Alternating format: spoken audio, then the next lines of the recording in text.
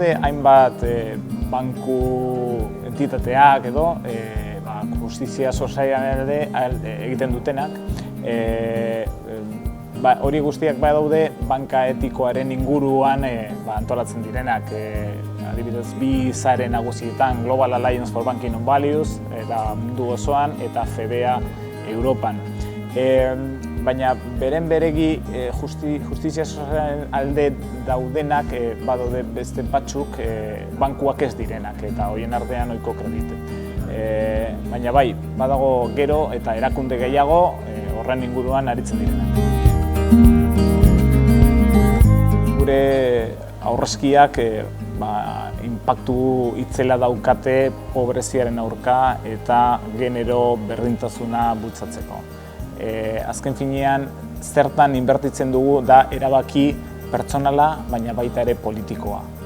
Orduan, guk erabakitzen baldin badugu bakarrik mota berezi bateko proiektua bultzatzea, hau da, gutxien daukaten pertsonen alde egitea, egin dezakegu banka etikoaren bitartez. Eta aldi berean, genero berdintasuna bultzatzeko proiektuak aukeratuz gauza bera.